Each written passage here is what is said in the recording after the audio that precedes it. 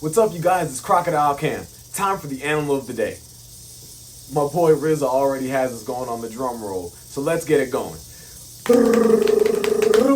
The animal of the day is the kinkajou, also known as the honey bear. Never heard of it before?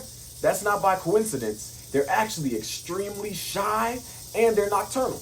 They're also found in the high forest canopies of the different rainforests in Central and in South America.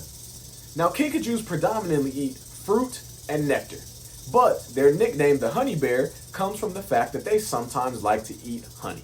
Now, honey is protected by bees, and bees have stingers. Now, that's why we and many other animals tend to steer clear of beehives, but kinkajous have very thick fur, and that provides an extra layer of protection from bee stings. It doesn't make them immune, but it does add some extra protection.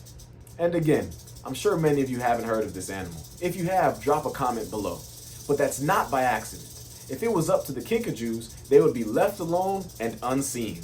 They're already pretty shy animals. They're nocturnal and they like to live really high up in the trees. So when we find them, they're not very happy about it. Now, because of this, we don't know as much as we'd like to know about them yet. But we do know a few things.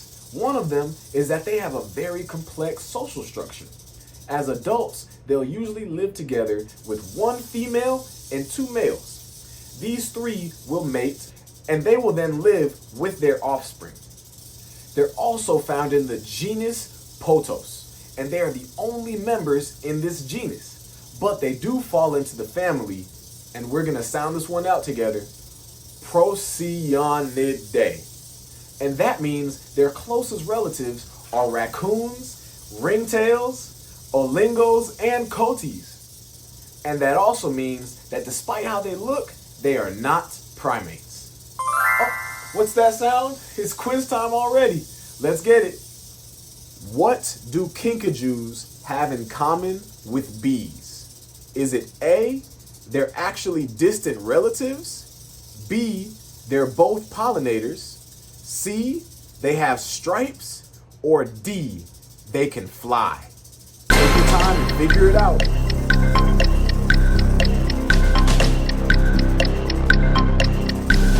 If you guessed B, they're both pollinators, then you got it right.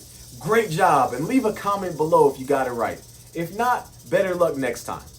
Kinkajous actually have a 5-inch long tongue, and they use this to get nectar from different flowers.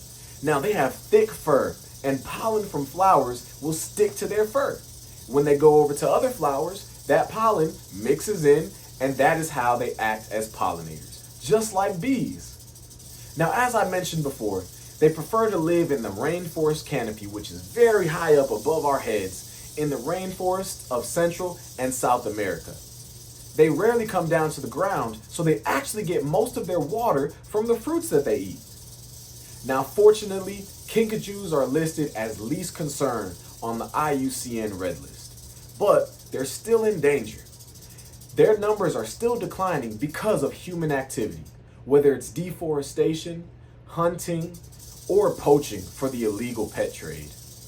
Their numbers are still declining, and it's because of us. So yeah, kinkajous are amazing animals, and yes, you can have them as pets in some places, but you shouldn't. They prefer to be left alone, and they belong in the wild as a beautiful animal that can be seen and appreciated from a distance. Thank you guys so much for watching.